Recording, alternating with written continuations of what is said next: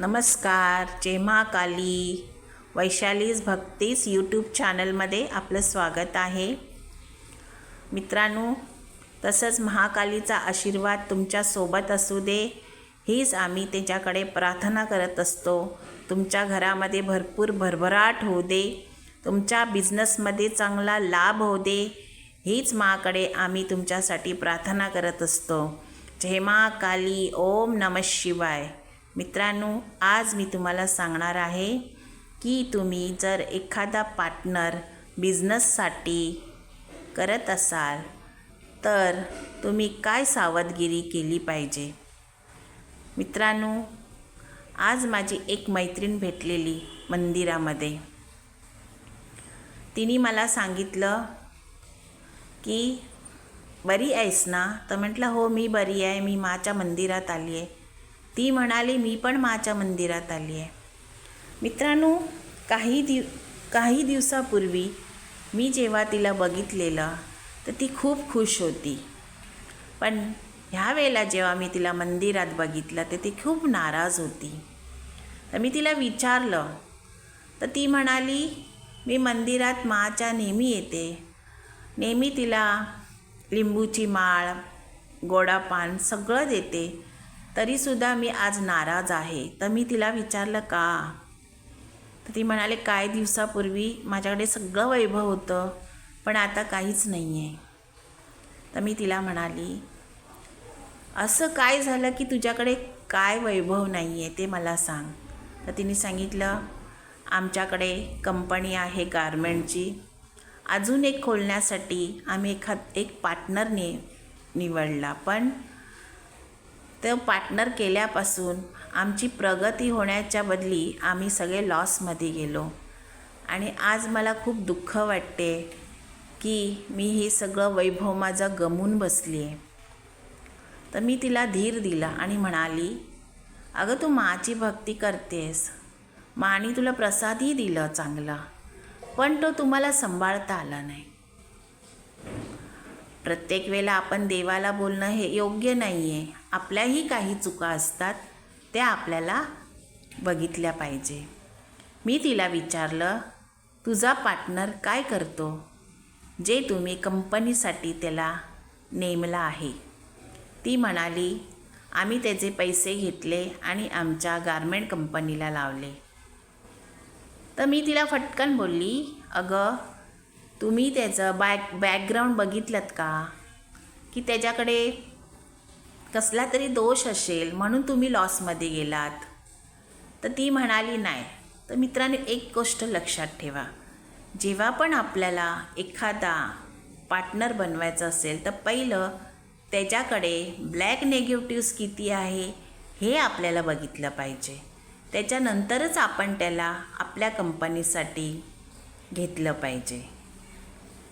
तर जेव्हा मी तिला बोलली तुम्ही त्याची पत्रिका बघितलात काय? तर ती नाही म्हणाली.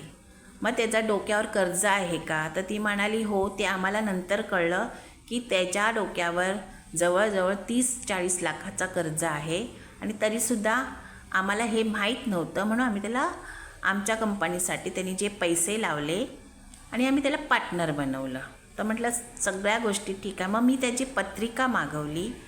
तेव्हा मित्रांनो, त्याच्यामध्ये त्याला पितृदोष तर होताच, परत सर्पदोषसुद्धा होता आणि त्यांच्या घरात खूप ब्लॅक नेगेटिव्स, म्हणजे आपण त्याचं विचारही करू शकत नाही अशा काही गोष्टी त्याच्याकडे होत्या.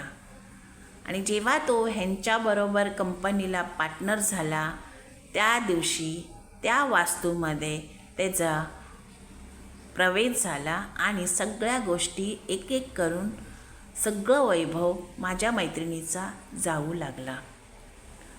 तर आपण कुठल्याही गोष्टी करताना पहिली समोरची व्यक्तीचं बॅकग्राऊंड चेक केलं पाहिजे की त्याच्या घरी काय आहे, तो किती कर्जबाजारी आहे.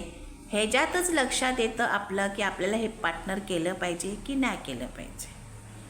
तर नेक्स्ट टाईम लक्षात ठेवायचं आपण की त्याची पूर्ण हिस्ट्री बघितल्याशिवाय, एखाद्या भटाला पत्रिका दाखवल्याशिवाय की ते तुमच्या ह्याच्यामध्ये जुळतं आहे काय, ह्याला आपण घेतलं आहे का, तर ह्या सगळ्या गोष्टी खूपच महत्त्वाच्या असतात. तर तुम्ही हे सगळं करून जर एखादा पार्टनर केला तर तुम्हाला नक्कीच लाभ मिळेल. त्याच्यानंतर मी तिला म्हणाली की आता जे झालं ते जाऊ दे, आता नेक्स्ट पाऊल तुझं काय असेल. तर तिने मला सांगितलं, ह्याचं मार्गदर्शन आता तूच मला कर. मित्रांनो, जर तुम्ही पण अशा काही गोष्टींमध्ये अडकले असाल तर तुम्हाला कसं बाहेर पडता येईल हे आज मी तुम्हाला सांगणार आहे. जास्त काही नाही करायचं आहे मित्रांनो. एक नारळ घ्यायचं आहे, त्याला आपल्याला कुंकूमध्ये व्यवस्थित भिजवलेला कुंकू पाहिजे मित्रांनो. तो भिजवलेला कुंकूमध्ये आपण तो नारळ ठेवायचं आणि त्याला पूर्ण लाल करून घ्यायचं आणि तो बाहेर काढून आपली जी दक्षिण दिशा असते, आपल्या घरामध्ये जी दक्षिण दिशा असते किंवा तुमचा एखादा व्यवसाय आहे तिथे तुम्ही लॉसमध्ये गेलात आहे, तिकडची दक्षिण दिशा, ही दक्षिण दिशेला तो नारळ महाकालीच्या नावाने ठेवायचा आहे. एक दिवा लावायचा आहे आणि ज्यांनी तुम्हाला बर्बाद केला आहे त्याचं नाव तिथे घ्यायचं आहे आणि सांगायचं आहे की आम्ही कुठेतरी चुकलो, पण आमचं वैभव गेलं, ते आम्हाला आज खूप दुःख आहे, पण ह्याच्यापुढे आम्ही असं न करता आमच्याकडे कसं पैसा येईल असं तुम्हाला महाकालीला विनंती करायची आहे आणि तो दिवा पेटवायचा आहे. असं मित्रांनो 3 दिवस तो नारळ तुमच्या घरामध्ये ठेवा आणि 3 दिवस दिवा लावा आणि त्या माणसाबद्दल आमच्या वास्तूमध्ये जी ब्लॅक नेगेटिव्ह आहे किंवा आमच्या घरावर काहीतरी पितृदोष आहे त्याच्यामुळे, तर ते सगळं जाऊ दे आणि आमच्या घरामध्ये जे पूर्वीचं भरभराट होतं तसं पुन्हा येऊ दे, अशी एक विनंती तुम्हाला त्या नारळामध्ये करायची आहे. आणि तो नारळ नंतर तुम्हाला एखादा आंब्याचं झाड असेल, कुठलाही फळाचं झाड असेल, तिथे नेऊन तुम्हाला ठेवायचं आहे आणि परत घरी यायचे. मित्रांनो, हे तुम्ही 3 दिवस दिवा लावलात तर नक्कीच तुम्हाला जे गेलेलं वैभव आहे ते तुमच्यापर्यंत परत येऊन तुमच्या घराला भरभराट होईल.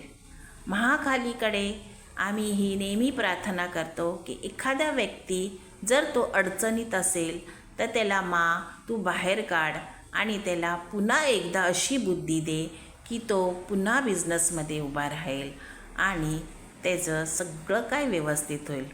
मित्रांनो, जर का माझा व्हिडिओ तुम्हाला आवडला असेल तर सबस्क्राईब करायला विसरू नका, लाईक करायला विसरू नका आणि लोकांपर्यंत शेअर करायला पण विसरू नका. जय महाकाली, जय महाकाली, जय महाकाली.